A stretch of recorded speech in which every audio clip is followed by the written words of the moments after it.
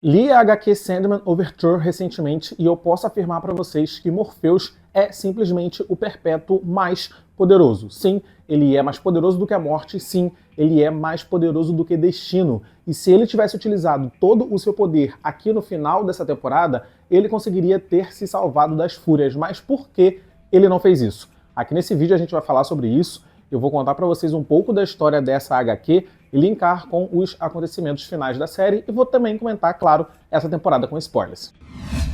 Fala galera, aqui é o Matheus Mendes, sejam muito bem-vindos a mais um vídeo aqui do canal, mais um vídeo pra gente falar de Sandman. Eu amei o final da série, eu amei o arco do Morpheus, eu amei a jornada do Morpheus, eu achei esse final impecável, assim, eu não mudaria nada, eu amei o Daniel como novo sonho, só que o Morpheus, né, ele tem um espaço no meu coração. E depois que eu descobri que ele poderia ter se salvado se quisesse nesse final, eu comecei a compreender esse final de uma forma completamente diferente. E é isso que eu vou compartilhar aqui com vocês. Mas se você está chegando no meu canal através desse vídeo, muito prazer. Meu nome é Matheus, aqui a gente fala bastante de séries e filmes. Se você gosta desse tipo de conteúdo, eu peço para você se inscrever no canal agora e ativar o sino de notificação também para ser avisado toda vez que eu postar um vídeo novo. E claro, eu peço sempre para vocês me seguirem no Instagram também, assim vocês acompanham o conteúdo que eu levo para lá. Morpheus é o Perpétuo mais poderoso de todos e eu vou provar isso para vocês agora.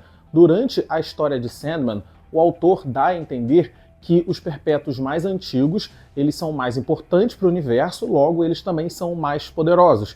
E a gente seguindo essa ordem seria Destino, depois Morte, depois Sonho e por aí vai. Mas recentemente eu li a HQ Overture e isso mudou completamente a minha percepção. A história desse quadrinho se passa antes da história principal de Sandman, ou seja, antes do Morpheus ser aprisionado pelo Roderick Burgess. E é nesse quadrinho também, Overture, que a gente conhece os pais dos perpétuos, Noite e Tempo. E Noite e Tempo foram adaptados nessa temporada final de Sandman também. Ou seja, essa história também é canon para a série. E aí, nessa história, a gente descobre que milhões e milhões de anos atrás, Morpheus teve um problema com o Vórtex dos Sonhos e agora a conta estava chegando para ele e por isso o mundo estava acabando. Os planetas do universo estavam sendo consumidos. O próprio universo estava sendo comprimido, ele estava se destruindo. Bilhões de seres já tinham morrido e aí Desejo se disfarça e vai encontrar Morpheus e tenta ajudar Morpheus a sair desse problema. E aí no final da história, Desejo consegue salvar a vida de 1000 seres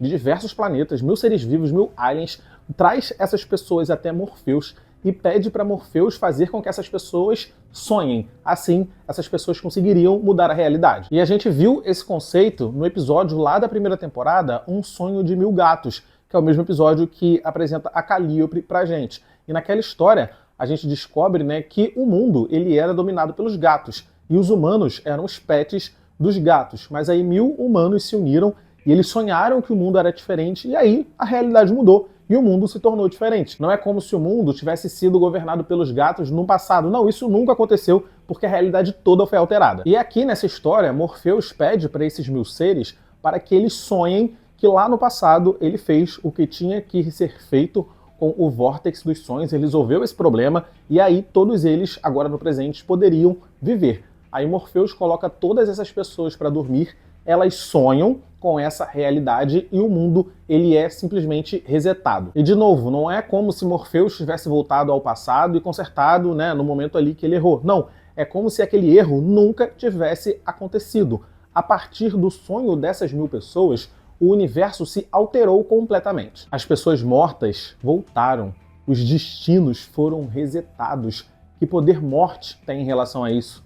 Nenhum. Que poder destino tem em relação a isso? Nenhum. Na série, chamam Morpheus de Lorde Moldador, porque é isso, ele tem essa habilidade de moldar a realidade. Morpheus ele consegue resetar destinos. Morpheus ele consegue reverter a própria morte. Logo, ele é o Perpétuo mais poderoso. Mas se Morpheus tinha a habilidade de alterar a realidade e salvar a própria vida, por que ele morreu?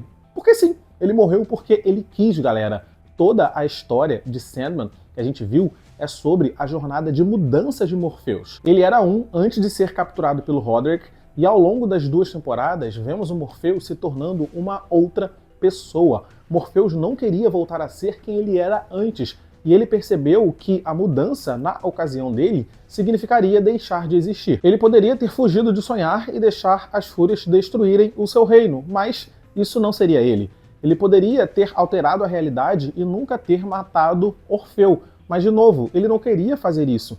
Ele matou Orfeu conscientemente, ele matou Orfeu por amor. E quando ele matou Orfeu, ele sabia o que ia acontecer com ele por conta disso. Ele poderia alterar toda a realidade para a realidade resetar no momento em que Orfeu foi lá até o Hades. Mas aí, de novo, ele seria aquela pessoa lá de trás. Ele não seria mais essa nova versão que ele se tornou após ele ser preso. O Morpheus que vemos aqui no final dessa segunda temporada, ele se tornou esse por conta de tudo que ele passou ao longo dessas 2 temporadas depois que ele fugiu lá do cativeiro do Roderick. Ele libertou a Nada, ele arrumou um par romântico para Johanna Constantine, ele libertou Orfeu do seu sofrimento, e isso, inclusive, se reflete no personagem do Coríntio também. O outro Coríntio, ele era daquele jeito porque tinha ali nele um fragmento do Morpheus. E o novo Coríntio, ele é diferente do primeiro Coríntio porque quem criou ele foi um Morpheus diferente. No final, ele aceitou a morte como um ato de libertação e de redenção. Quando ele escolheu o Daniel Hall para ser o novo sonho lá atrás, ele já sabia que aquele aspecto dele, uma hora, teria que ir. E essa hora chegou. Mas foi um final muito lindo, né? Eu adorei esse final, mas foi lindo e triste ao mesmo tempo. E como foi dito na série, a Desespero também não é a primeira versão dela. Essa Desespero que a gente acompanhou nas 2 temporadas de Sandman é o segundo aspecto de Desespero, porque o primeiro aspecto foi assassinado. Nos quadrinhos não fica claro o que aconteceu exatamente, mas tem uma HQ chamada de Sandman Noites Perpétuas, em que a primeira Desespero aparece. Essa história se passa bilhões e bilhões de anos no passado, antes mesmo do planeta Terra existir, e a gente vê essa reunião de conceitos fundamentais que regem o universo e planetas, né? Seres celestiais. E aí, nessa reunião, a gente vê a Desespero conversando com o Sol do planeta Krypton. Krypton ainda nem existia, e Desespero sugere ali para aquele Sol para que ele deixe existir uma vida num planeta instável do seu sistema. E ela até menciona, né? E se esse planeta um dia explodir e apenas uma pessoa se salvar, isso vai ser épico, né? Ela queria uma pessoa para se desesperar. E o Sol do planeta Krypton se parece muito tentado em fazer isso acontecer. Como Sandman se passa dentro do universo da DC Comics, a gente sabe que o plano de Desespero deu certo e errado ao mesmo tempo. Deu certo porque Krypton teve, sim, só um sobrevivente, o Superman, e deu errado porque o Superman ele virou o símbolo da esperança. E é bem legal ver isso porque os aspectos dos perpétuos podem morrer, mas desespero, assim como sonho, são pilares que regem a nossa realidade. Então, quando um aspecto deles morre, outro vem para tomar o seu lugar. Foi assim com o desespero, foi assim com o sonho. A diferença é que Morpheus escolheu quem queria tomar o seu lugar. Todos os outros perpétuos estão ainda na sua primeira versão, no seu primeiro aspecto. E a série mostrou pra gente também Tempo e Noite, os pais dos perpétuos, que só são apresentados, eles não aparecem na série principal de quadrinhos, eles só aparecem na edição Overture de 2015. Tempo é a personificação do tempo e da própria existência. A partir da sua união com Noite, a criação se tornou possível. Não é explicado o motivo de Tempo e Noite terem se separado, mas assim como a série mostrou, nos quadrinhos também é mostrado que o Tempo tem ali ainda um interesse por sua ex-esposa. Nos quadrinhos, Tempo é representado como uma figura que envelhece e que rejuvenesce na sua frente.